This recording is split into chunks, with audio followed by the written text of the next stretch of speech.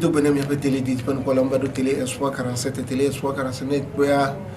nana pa télé sia anona toble copé no va do toble copé be ko ajizira ka na ko akhabele aja wala ko télé espoir 47 ba antenne le tepma ka u amiye asiba alo ajode la si o le diba amona no di diba no akone ya jagona gogo télé espoir 47 mia funu asila sima ye mia wato asila sima ye amisia masili tepada wako wonu sasalo wajo basi le tepada wako adujesi yo nanyado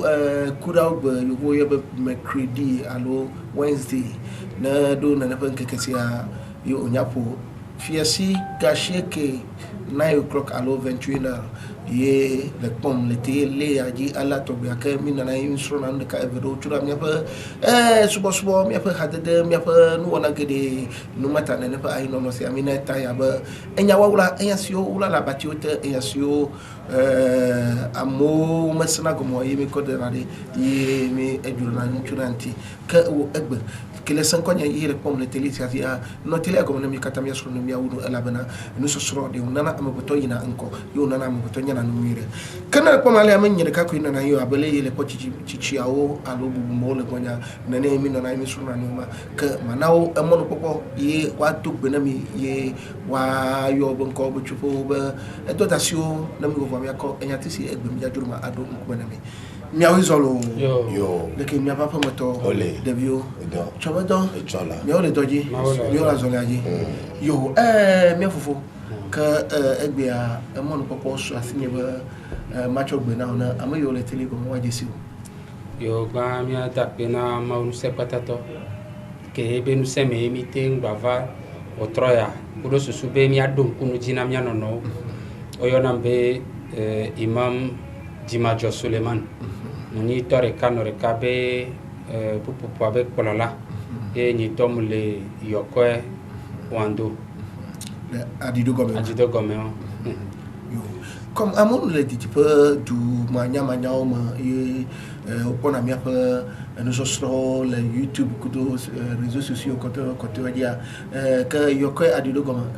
me de ku fika ma togo al fika yolo no godo togo lo me kwa la belle adido gome no godo adido gome kwa yokoe mo la c'est OK après que fiaba togo ba fiadua si vous avez l'homme et va comment il a dit comment yokoe que wezo yo fonya moto apena ma oba ma ko ndia que amayo le teligoma wediwa yo ajisi e da pena apeto amesi ke formule de amekana na agbogbo mi gba fo gba ye gba le gbogbo mawu na ira mi do moto de sere e imajijo apeda dana tele ape tato directeur mawu na ire gbogbo la be na mo popo mi abe mi ha mi ke mi cha mi nyala mi ame pa mi no vio ira oyo na be pasteur Emmanuel Arovi mais le chevier Davier Mondi mo tunebe parking no bunya di de fima wa mi to ke ke la wo konye be o la yo le no ba ya di 90 39 81 97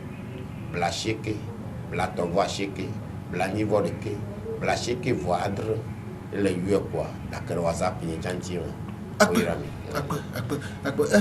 ticho dolo ba ama baba mano na te komo te kwa uchu dari o cha chora kamera chora kai ama baba mano ayo ke abeli yele yo number ka mana mo no kokola yo number wala mi to ele ni 91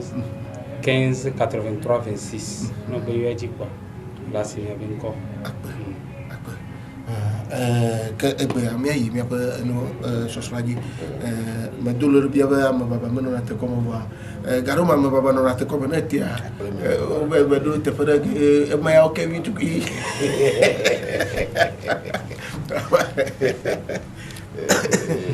ayo ma do akpa na amayo le telegoma abale mi le mi apoma que enjoy vai mi no le te pesia e mi sono chu mi apa azasi oyona allo Noël allo nouvelle bonne année que mi esrono 20 que vado emoji que tapade mbado ela bana na na azasi okata na labi akunu ba manweria utile Yesu Kristo be nkoji utile Yesu Kristo be nkoji kana utile Yesu Kristo be nkoji azantoa oku Yesu Kristo a de uswa azantoa de enyasio la zanti oku joni kata Yesu Kristo mema azan antoni de ojisia ye evelia azan utile nkonti enkwaji ye enkwa ko utile gia de babia senyi bade de enyatio mako tututua ka enchomi fonu ke bado emoji ye tepe mi bado enyuba maybe your pastor alo macho gbede dasine pastor yema gbene ba neno tamabu majabagbo ela bana Yesu Kristo ibe jiji ba jigbeza yo ko dare 25 kaji o ko dare 25 kaji va 25 ka nous comme kukua mele defiam tutuba 25 pastor no fom o le boblomba mare kamanya enkeke yie oji Yesu Kristo atutu taw Yesu Kristo a nyento ham nyem melefia menyo nya garumo medina mayo be kom meto kufita mayo be kufi ela bana enkeke si yo jidwa mimle enkeke akanyamu emile data akanyamu kwa gbe ami abatro yiji ne tepema kemisedwa ne pastor wa kontinami aba nuita ye oko Yesu Kristo bejiji bankakia madareji Yesu Kristo ami okatami nyaba e blato voton ye ofiami fo blato voton on a ba okle na tuna de ka kingo yina keke wa kuna 365 jours et demi ye o mina pereka leke wo keke enya na na epia e leke wo keke cho nkekia badar 25 ani ka mi ayiji mi no tiri agona mi asoro no paso abele se me fumfu le gbeta ni magati aba to for you ka macho gbe na yo mi ayiji me da pe na toji no lawo ne nyate pe jania o makani nyate pe ya ko ngba gbe na sevri e komode oui leti yozami le oui maunto yo leti rebe anye leti panto oui e mau va donc on la lo mau be leti ya mea e nye leti panto e ko menye be leti oli de na nya gba e ni mi yide bible mea ni mi plo mo se pas balé velia ta wie vie mo se pas balé velia ta amidu velia mau penya globena leti ya anye leti veve tona Israel view e wanye leti banto eye nyebe wo dogoto ejiti joide onto be anyibaji kafi wola dogola o wa levia de ko ojesie da leti manye leti veve de na amegbeto ple mau je sais mi wo recherche am ne ko be leti ma letima yenye Nissan yenye Nissan nemi tu vas français au tomé et où y en a ba avril leti pour leti enelia je yenye be Nissan yenye leti banto et avril ya no atene ake avril wa tena ba yenye leti banto je sais calendrier le bon leti veli et calendrier le bobon be décembre na yenye leti wieve bofi ya e chaka lenye ya tanene le bible a tout dit ato français obe calendrier à terre décembre antoine leti ameni la leti acheke leti ameni la bana amenne leti ameni da décembre antoine ameni leti wieve et que boati wa globo va dire amare le leti wieve le 25 décembre yata ichomano boglombe elebe amwa tunya tepena atunya tepwa dade bena o megbe vi o va vade wanya benu yenye nyatepe ekwa le leti e kemo boglombe o ji Yesu enye 25 décembre de megbre chocha eye no vi acha glebena ba mele Quran macha e mele Bible chamo ke fike ocho agbeto bonu anyi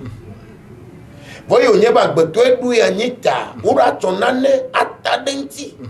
bena amoyo kebe mo ogweso ola kuyase mi na commencer na vivia ta no mo cho Christo ben ko ta denti wa a Christo to critiquer nan ta wala no critiquer ka globo ma ta o to Yesu ben ko ya ta di be o di wa amu yon to bula ja mo date mama le Bible am mi a cho vivia globo na date ya le Bible mi ko ta Yesu be di gbezan menye décembre Bible agbona mi le luka pa gbalme be o di Yesu fi o di ro o gble fi ke o ni ro o gble ka ke o globe o di le 25 ya mal la Bible mo Matthieu le frère ak mi ape tele di peno kolam mi le enu shrom mi ape enu so sia mi ne etanya ba enya wawla nya siowla ye mi funa nu tunanti ke egbe mi le enya wawla de ka cha lufum a 20 yo parce que ma jole bo ma ba bo ni abe le 25 décembre le ti vive ba nke blave voir tolia bible to chama do peji ko bi ba na ne ban nke sia enyon nke sia uchi Yesu Kristo ka ma di ba mi anon ko yin mi akora ba nukata ala brancho ma bia ba ka na le ne yari bible to gbe dar ba wa janta wa cho alevi ba ava donné ye wasebe alivier kaka nanebe enwa jantaye le nanebe enwa ma elese papa Noël que le donné mi amagotel le noama gaka wocho masque ko donné ye mi le pobe masque no nanebe enwa gaka amagotel le enwa ma que Yesu Kristo be jigbeza que me mi le jocho nchia que nemvado boa la ponucho tinami na enu so la tawasrono Imam Suleiman que on a ba mile enu srom ye enu sosro inana amagoto enyana mu nana amagoto nyina ko nana amagoto nyana nu ye yana ba mawu que egbe mi diba mi agisi me mi apa wala mi a ponya tepia elabna Yesu Kristo ba mi ponya fo de do mi ada fo na mi akode de me globa mi tomo majo jini mi akode do que me le bon na enu sosro yo bamia da pena maunu sekpatato ke ibenu seme mi kwa fie sibere ke mi gbana koko amia don kunu jina mia nonoi ye mda pena mia to pastor bubuto ke eso enyariva ke egbate gbero nyare ke nglonyi soso kudo azan ke Israël viole dugban ye prophète va e blobe e le nyi wetri gbanto ola ko beno o je Islam benu hanlemea wotri gbanto ya do nimi dumia be azan tabaskivo ye wotri aku wotri kememi le jezereka ebe le 9 a eye nyina azanwa kemi bruna ele nyinu babla mi ona me mi jourwa be Ashura ele le 10 a ben kekia et les lignes qui ont va mi blana le 9 pour le 10 à ce périnti le 10 donc et on a défiant ben ya tpa e maube witri gbantoa et les niwa doa ni islam hle ben wa islam be witri gbanto ben keke wogo et les ni game ke mau de Israël viotole e be fu pepe be ke wa nya nya de ke batro tegbero ni ne be nyadi wa sokudo Yesu be wa so ben ko daro azandia kafla le nyatepe mea mbe ajo eso hihe kone okpata sokuru Yesu be nyanti oui do no po ebe gemeke ole di tutuba Quran na minya be amlima be didi o di Yesu oui etongbe mu le hihiam oui do odi etom le siova no le si oui yenti Yesu Kristo yo yenti mawu yo Yesu Kristo be no de famille le Quran me mawu yo be Masihu Isa bonu Mariam Yesu Kristo Maria bevi muso nkore pepe so tarentio yo lava no yo nsuru da no suru pepe mudo ebe fu yo lava yo nkore tarentio enu abe nkoyo Quran sonne oui ela bna to mulesio e won le nyinu kunu ma obe ya so fion ya de nu kunu so fion agbeto pomevia ye Yesu Kristo Maria bevi won ebe nkoko so daro le 25 adia amedio po be enyona yo be yo aso ebe digbezan so dado yo be vodubazan be ya so tu yo be vodubazan to gbo be vodubazan be yin yo le du va yo so tu o camoufler sigbere ke o so don ko gbe ye la po e yo la po me ja po no le va le gomme toi for 12 ans nous m'a dit me pour de biaba papa no wala me go tele no olakpo biabe ame o donko alo yovo be aye gede a tin gbona be vegbe me o yon kwanyore ayevu o to aye ne o to anti aye ba vu ola fulu gbo pepe voa ola fulu abe sigbere ke o sona popipo aso titi po aso darmia to gbogbo be yo le po lo wan tojo na nya to gbo na do vo nya be titi o npo do di si be titi yo alo ma popipo so va blemi hon ko nya be question nu gbogbo to wa donc aye gede won eye owo ifia enyi nu ke ni ihe apata be ko hegbe yo le grobe nkeke won yo die won ewo ke o karo Yesu dia nkeke won la lo nkekere pepe va fifike nu kuku va le po edo jesibe enu benyi o le gomme vo so nu buso do tania funu mo la po be Kristo to gbogbo ro ngale lo azawa benya ko la be nkeke won be yo le du azawa do onya be o wulandero le ne be funu donc wa be ko to ba mi agbo ya zerika Islam ya mujawa ina o do egbe donu kentia wa gbolobe nkekere me maudidi va nyigbanji yo ja di mawa Islam be ya ye mdo ne be Islam be nyawa ya egbe donu kentia moko yo na be alpha klo me gamma do totoji yo aba no po be eye le to wa be e o le ji o klo okay akbar paso oui ma avagbo la bana mile enwa asrom leim ye abale mi le srom le yin kwa en yawcha dula no nkwa yin paso me brare no fia ba nu yin nyacho Yesu Kristo ba jijiantia ka mediba laba afunu nami elabana nu ko kona mo mi amya metoyin na ile tapesia nya mele na miwa amya mva ba enyababia ye evalia me va le dukwa blibo abetepe numata nui dukwa do la bioa enya ye do la abio na ne pa enu ala dukwa abetepe nui koma metibe masse le tepese yenyi ba Yesu Kristo imam glofia ba Maria bevi Yesu Kristo gakme uji le nkakesi uji adoa enu kakla nyamekara jiba wa o khna mi ba Maria ke jivia kwa etro magbo ke ejivia eno agba ansui gbo no abe esronana kenyu kabita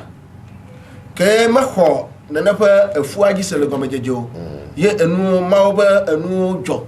kaka oba hoji se ya enchua no agba ke enchua no agba e ma magbedomia ke oji Yesu Kristo a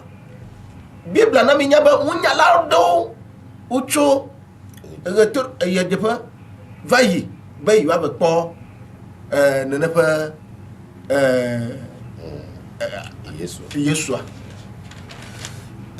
boa mi le nyanyam le tepea nyawawla be tepea ba Yesu Kristo a enkekeji ujia madeka manyo enu amako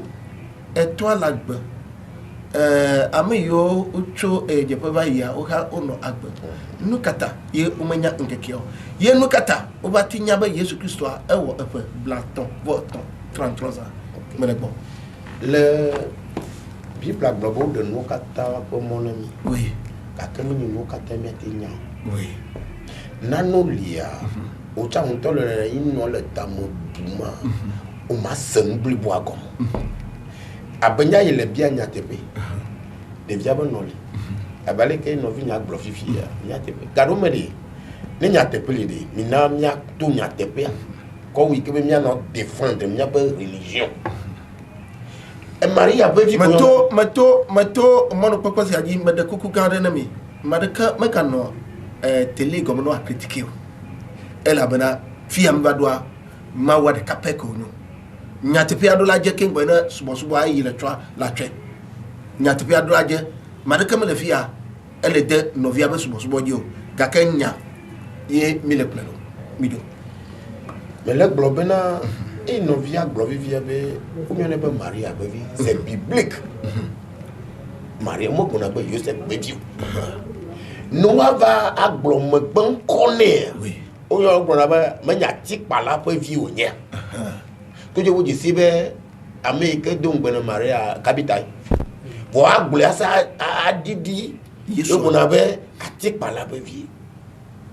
vo esia ya bible gbona ba maria pe vie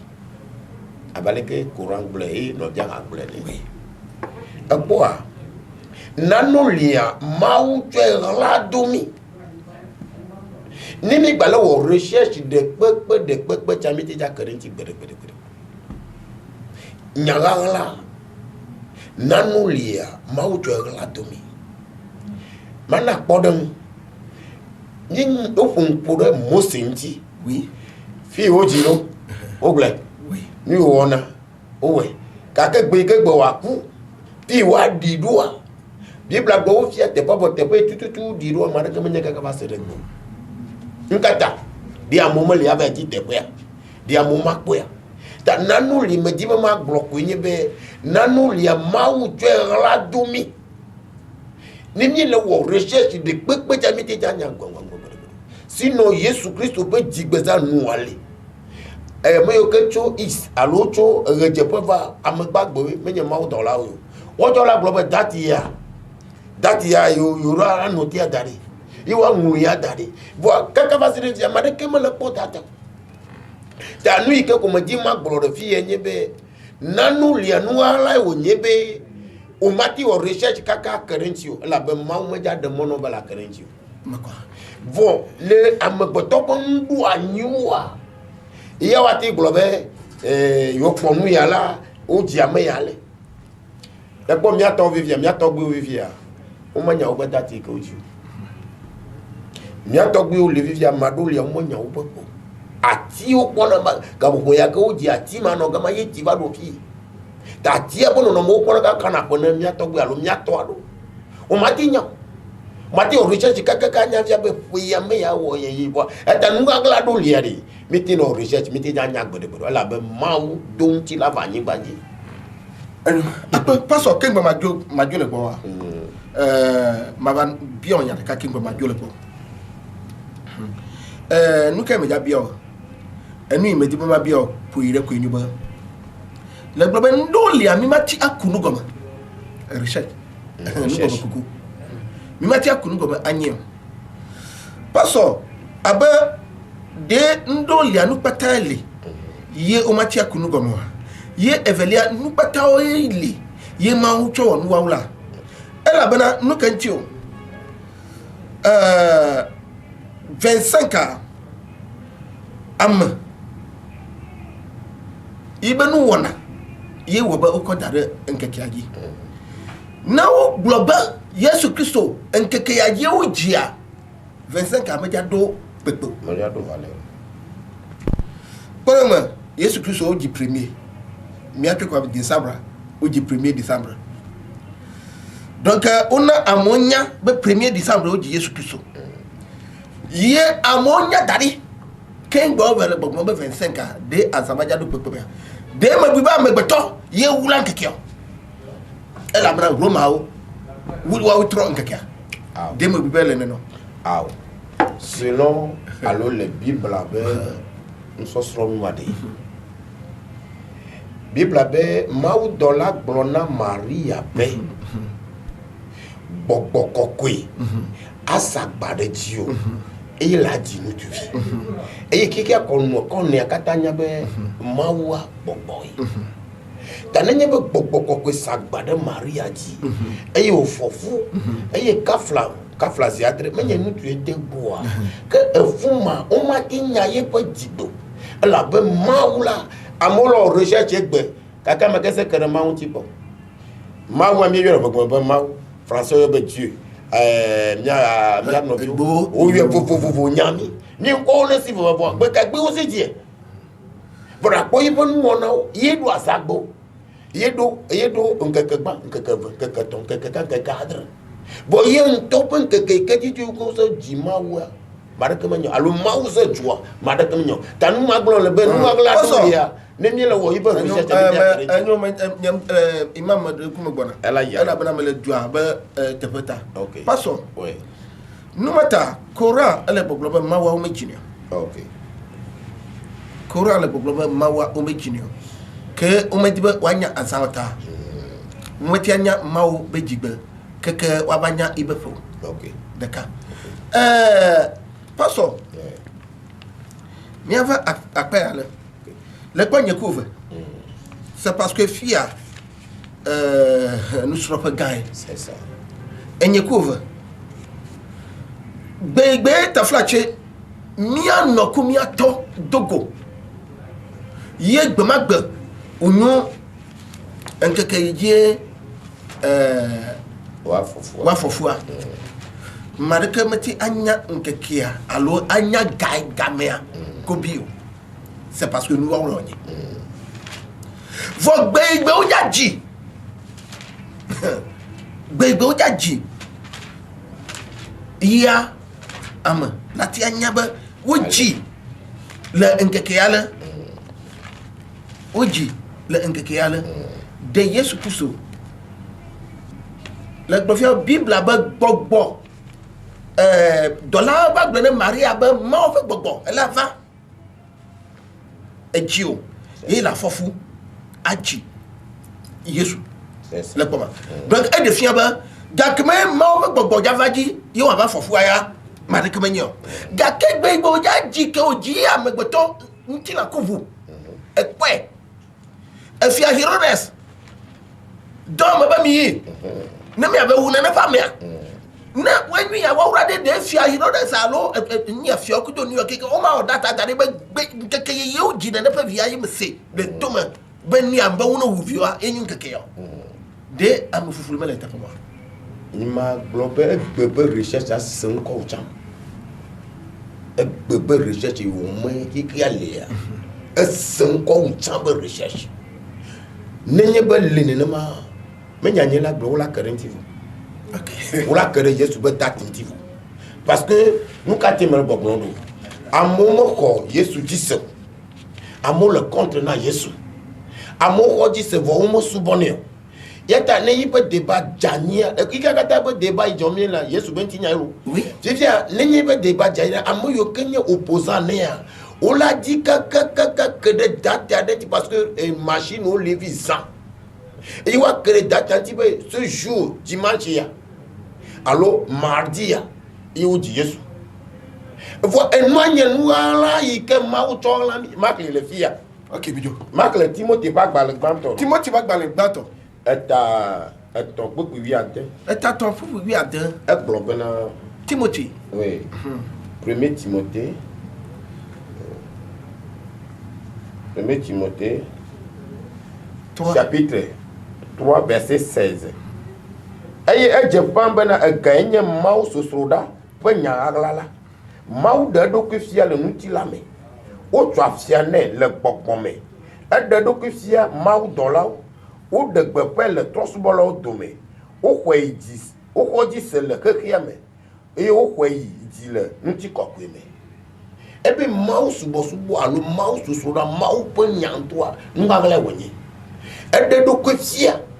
le mutila mau dedo kwefia le mutila me amomati khojiso nya momi khojise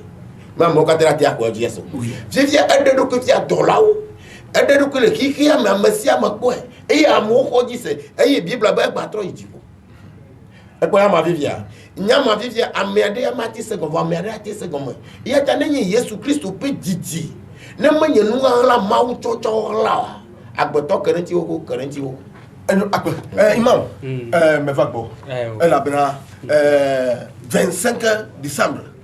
que enu epe que nous Yesu Kristo be ji be nkekia yibe enu gome ya mikoko ye epe le titu ba toi mille et nous sommes tous ne pas nous siati que le pour nous tous et yo katante que Yesu Christ be jidia ma di nous il nya tout dia la fonu to de oh nya kema gbona nya kemia to agro pote Yesu Kristo be didia ne munyi enu wawula o ma te nwole o alo ma wole alo ma wula meka Yesu anyi meka ma baby okpode mbe ajoso hihia sokuro Yesu be nyanti fo amauna mi monu popo kemia jesi ameke nto yo na be Yesu Kristo donu kenti ken gbara pompo so amede ntia anya ameke nkume be ni ken gba pompo so nti Yesu Kristo Maria be comment dire jesi jasko to vona pasteur ma to vona Sulemano le fio bon wa 20 ye wento le gbezo so pompo so do ko nti so mi oui allo nene enya ko gboro be nyia oui amola khoji se so wo kemia mi la gboro oui mi akochu po mi gbabo dova oui enu ko blara li ken gbedo ko chwa mi nya oh wela de to alo atila le fia to enya yiwa fifia Yesu Kristo Maria be bi ntore oui obie sigere ko le pom mi le na o le biomi mekeni jasko ma fifia wa bio duko po be mekeni Yesu Kristo ma ameken Yesu Kristo amesa menya duko pata ogle obe ma obe profeta bi oui donu kenti agbale vitiku ke mungolong bolana wa ele anechid so Ramadan wada e mudeto ba misona mo o le duro me ko kaka Ramadan ke la trova mi la de to akonka donu kenti agbale ngongolong gbegle nu benyi agbeto be nu ngongolo ya gboglo no nenti ba mi tati perekani mi aso juro ntia o la pole agbale me yemi de nenebe enyati o so to so kudo de ke ameke o le Yesu be gamea ameke nkume benyi donu kenti tutu gba agbeto benyi do ano sea e danalo e dunanu e ina gaze donc nono me won pata ameke do ntina ko hun ko pe lati wo nono me won va amike ni gbogbon mu dunanu gbogbon mu danalo gbogbon mu dinade me va mira ko be Yesu be nya o pata e dide me edunu adowi esikoti enwon dedea e de fio benyi agbeto sigbere keto na de ko be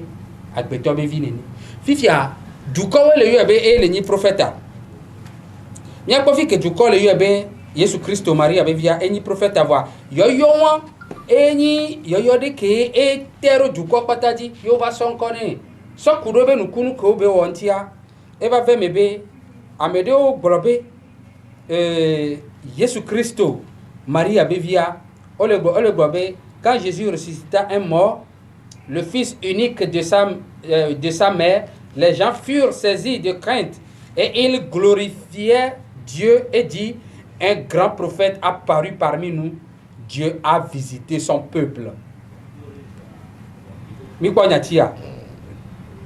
Nyatia ni enyade ke mila de gome, sigere ke nonomea.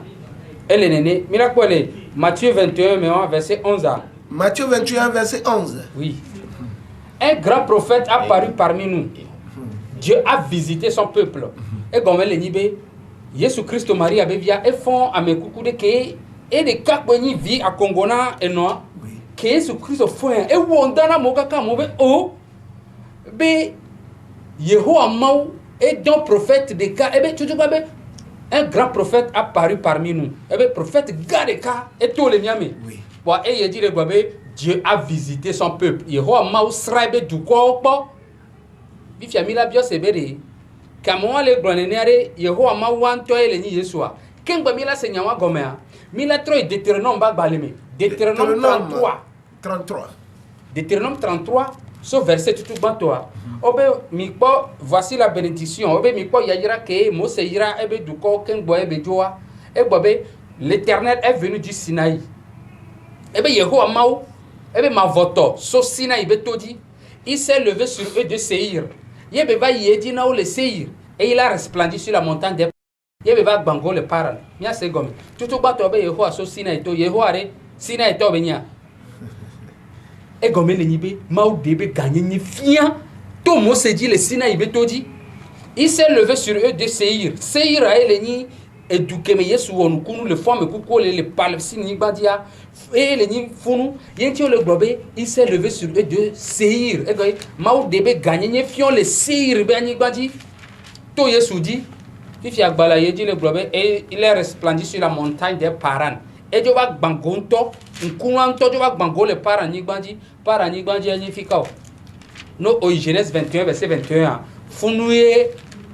Hagar kudo evia Ismaël. O soso daro zogbe dadadi zogbe o na be Paran. Paran wa ele ni kaba boybe, ele ni makani banji e gome ele ni be nukunu ke Mose wo. E ba yeji le Yesu be game. Ye Mohamed sallallahu alaihi wasallam va trop bangole nukunu kwa. Ola yo amenganga me tombo ni mawa. Mau srebe du kokpo soto ne ba meodi. Nene bukbiwa ebe gome de dia. Ye le niwa fifia Yesu Christo Maria be vi ntoare me ken to le globe ya enio. Parce que ento edo la pompo e ke miami glosontia e ya Mose wa fifia entore ye ento globeri. Ya au don et d'Oda Israël balin vi bouboubo. Je n'ai été envoyé qu'au brebis perdu de la maison d'Israël. Israël balin vi bouboubo et au don Roda. Bah, mato téléphone. Akpe mille enusro. Paso yema. Oui. Yesu Christo. Maria bibi. Christo to be mau. Yesu Christo bia ibe subovio ba amoba mekae menye. Mane kuku metiba e yamala kontina. OK. Akbe. Le Bible amea. Yesu to ejibe ya nyaba amura oba mekae yenye. Le kuku ne yina vinu ike cha yenye de. Ya bolene du quoi encore. Il y a le bien le Matthieu 16 mai. Le Matthieu 16 mai. Et aucun. Et apostole le programme. Amobe Irémie lenye. Amobe nyagbodi la yokeva Elia et lenye. Amo yidi kakabe Johannes mauti detana. Et obia Petrus benadi. Que mi amo yo blongo ya di amakai mi bube menye e Petro ko parola ke o globo wenye Kristo mau bagba bavi e Petro ta Yesu ta mau fa bagba bavi madegome mau bagba bavi dame Petro ta Yesu ta hoji blona Petro ta mo le blon no be o wenye Petro et kenye pegba jadi ke matunya kamera menye go menye be wa ku Petro bo fu ave da church ko ma church ko de gbo mo lo o wenya me kenye ma liori la wodo etenye be Yesu Kristo yipe ma unyenye de e amola se gome amoma se gomo le oba religion ta. Elle a besoin de ce gomme, elle a besoin de la religion. Ni à me beto le fia, ni le non me à me tomber. Banto a pomé mi le nyenti la. E volia, e nya lubo. E tolia, e nya bobo. Inti la me nana ka. Vo ye po ye kunavu, ye dunanu, ye inagaze, ye kaflan, ye le nati. Vo nu ikele contrôler inti la rapi o la nu ya o me ya mi pone. Taneni mau dola tu jipu va gbona Maria be e fui le fok gbogbogbogbo bo fui le fori ne foi don tila ne foi enye kuzu amia la don tila be ka ke ipo na ne ke mafia be amegbeto yo enya amegbeto 100% enye mau 100% nukata Yesu da kawo jiva nyigba ya dia nu yo gbo kata la mo vanga va gbe nous y avons au levame. Ta, n'est-ce que Johannes va dans le tameau, tu peux plus blaton. Johannes va dans le tameau, tu peux blaton. Tu peux blaton, blobena. Yesu be enye pas plein maula de kanyele. Et kamare kamati glola ibaju. Tola ku villa de kayole. De kayole. Vonenye be le podo me fifia, madenu ya me fifia be enye le fia fifia. Na no po mala bonemi ya gbon ka ko ma to ase ko le jesi me le kila no am po mala mala ba no bi o me jesi me elle a besoin il est mort il est déjà ton papé il est déjà toi il est déjà ton papé ta Jésus Christ wa il peut il a pas dire de tia mi abalé que mi on adore pépé et ka fla modana kwena nya novi musulman obe onya noa onye vominya Yesu mo wo nouveau et ka fla et musulman la toté fi agbobona Yesu la e wa hasi e duame e d'accord e wa le fi yo bon ma ou da kemo na nouveau nimi gba yedia e va do gade me obi yo atok pe afu Yesu yo bia bede e don mi gbogbo yo mo de mi adome de nous quand il me dit choc ben fou ma on va mener dormir là on est mis il me dit beaucoup la bena le docu on a ben ma ouele ta nous il que me dit ben ma bologne be Yeshua ma cho no am ko podem be e wolo le fi ma amele nye bon nous il que le contrôler wa mewele atane nye bele le pon la sitom quoi ma nyi tilanti la sitom nous il nye le meke la sitom voya ma de kama pom nous menye Yesu bentinya ano akpa pastor yima ouais le pon lui kem le télé di fen pour ba mbora mia fa en ni ba azan manyo Yesu Kristo be ma onyinya bro me ba kere be ka azan na le ye flamme le na ya elle abna Yesu Kristo to gbo ba mi to gbo kata po na mi atia mi to kele me ibe jiji gbogbo ye mi le dibe mi atia ni to kele me elle abna flamme de elle ne fa enwama okay paso ema Yesu Kristo so isme fumasime Yesu Kristo jotua enyo hoseto kata ba fufu towi Abraham ejie nana pa New York kata jojo towi Abraham legne arafia ba gama research mo subo mai me provale me bodu me yimema towi Abraham Bibla Quran Bibla na minya ba akọ epe bla asheke alo bla niveau de kengwe ova esura sara ko epe bla ni alors simplement mieux te ja continue kengwe va le vidin Quran efonu cho tobi Abraham ibe vidi dimanti si de fiaba e imam okekia wonya nu yo ra ba efe wonya nu yo o klena danadi unye ela bana yes gakme Yesu Kristo gbogbo adidi ma dola didi vale gbogbo ajaba de ni ajawa gbogbo ajava jiwa ento ha wonya ba eisia enyu afifo be gama eisia enyu ni be gama eisia enyu ni be gama nukata Yesu Kristo ela bana ibe jiji be gama ya yena flamme le nai le tepea nukata ye unya tokbia ke o yana ba tokbi Abraham unya ibe fa ela bana unya dat ye Yesu Kristo ibe jidia o menya dato ela bana o bla ba ujie o bla ba ujie nukata ye data o menyo eyi mama ye efia Herodes kudo amoko na yekeke mebia yama le donti to apare vama vavajika okay ye elabra ne nyatepia medibi ajo futoya ke dibi aglo ya jato ya tepia efia Herodes a Yesu Kristo be futoyi no kanje ye amati yo data dani ma data de o mo tenya go pato be se ya do poyi okay Yesu bonu menya ya le Yohanes pas dans le tameni beaucoup blatovo ade Yohanes pas dans le tameni verset 56 à 58 92 19 33 83 92 19 33 83 98 39 09 33 98 39 09 33 madekoko Manyuba amola no fi aba egbe aja so di bi ade musulman ajo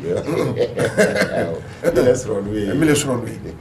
mi se me gbogbo ma ti na Yesu gbogbo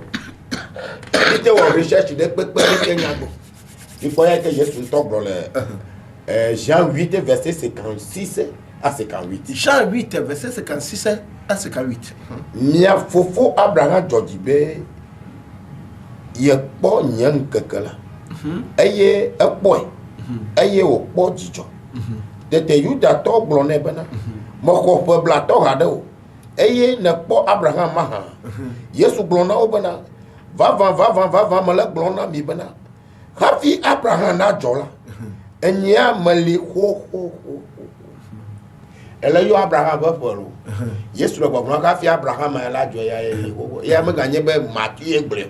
Me gbanye amade Yesu to gbon na Yuda to be. O fofo Abraham boy. Aye jijo. Eyeri. Eya ka fi obi ese ba o ma gboko parce que o jesi Yesu a. Ma gboko po bla to ha do e le be po Abraham yo to kwa yo mo po Abraham do. La bo to gbe wo mi ne yo. E o la gbon ba di. Eye le ko kapi Abraham jo. Tane ba mama le ko ja Abraham jo ri. E ke fi gbagbele ja nya bebe. Nenye ba mama ike mi Hausa to Hausa to Abraham je me kata me kuro. Tros bolo Abraham Kristo to Abraham. If ya me ya gbogbo na ki akata be ya le ko kapi Abraham jo. E Abraham po ye jijo e. Ya ka glo mi le. Wa on tol la Bible na ba Abraham ji ni Yesu Kristo. Aw ji me alenti la me. En wa no na Lenti la be da temle di. Aha anya yi manya da temle la me. Na ma re je ko de we. Bo le glo be de. Ma wi ni Yesu. Enye koko na Abraham. Ijo imam. Be ba gbo. O fo enyati yori. O le puire ne amekele ti si jejere ya. Et là c'est ndé comme donc kentia mira ko do jesibe na mi oso Yesu benya zade ala benyi ma obevi le nyawa me pepepe mi nja poti tewa o la trotona mi be toye le nyima wa voa game ke o le java annoncer Maria na Maria be nene o le jadivia obe l'ange de l'Éternel obe ma voto yehoa ma obe dipo do la va le tona Maria be o le jafofu Mau kebe dola ye don mau ye don dollar doda mau kegba o le java dio e wa me sia me ne yero ko me ba pe do jisibe Ma do ti ro ya lo. o la do ntie ne ga o me fa la do ntie do nu kentia mau dollar do me doda be Maria o le java fo o le jajivi isia ke mau dollar ava ye be vale aya e annoncer be va vo fifia o le java di me keko java dio ora ke mau dolava mun sani le toneo bible gobe le wetri amade gome nya poralo wetri amade gome ye dipo dolava le bio le tona Maria be nene oleja fofu yo leja divi kengbe Maria le gobe yem jesi nu so yava fofua e ke tro le wonzizi na lemea ne oyi Matthieu 13 verset 55 o le globeri ame ko le yona mi be nyi mawa novio le si edo novia mini maube novia mini e gomele nyi be obe Josepha edi Jacques edi oyon kwamini Jean nkwamini va nkwamini ya evangile wa ochaka nkwacha echanya buke evangile Matthieu yonko amini bu ame evegwame a otro fose nkotro doli nkobu leme mi kwe fifiare mawa be no vie le nyame wowa fifiare ko la gbate no yo Maria be Vierge Maria parce que obe troba de so diviamini voyez bien Vierge Maria ko le ke wona nyecha Vierge Maria e ba le mi do domaine ma mi akofima wa ike ta me liori nya yi le glory no pon maintenant au gbe ken le domaine OK parce que no pon de gbogbo nti de na mi anya gbogbo be qualité gbogbo be do ne mi akpon nti la chapo do le fia fifia le kuna droit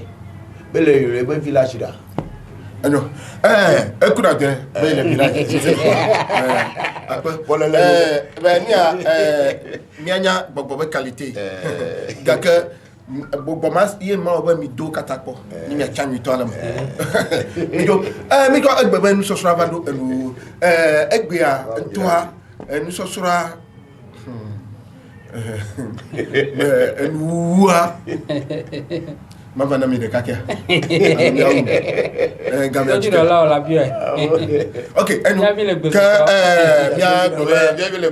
mi agbaba egbe nu sosura mi cho vado enu domahi enjokura gba mi atia vadugo domahi enjokura gba mi atia dugo na mi onto mi dugo a mi anyali mi ale susu ala na gamia chitere mi anti amai no na pa hoviam e otrasi le no nti ye mi po enchuta klage ana ele fia mi ayo ko sune ni mi apa peto gande ka ye la po mi afufo foli ye trasi le no nti ye mi po entria le tepe ya ye mi po paso bubuto ahovi Emmanuel po nia imam mau dochovi vivito ke o yara ba jimajo to adido goma yemi esro no mi do apena amesi ameke no tele goma ela bana ga me ngaba en le miasi mi acho fo mu enu mi do apena mi ega yi nchokura gba wale be yo mi aga nai mi akpo ba bye na amesi am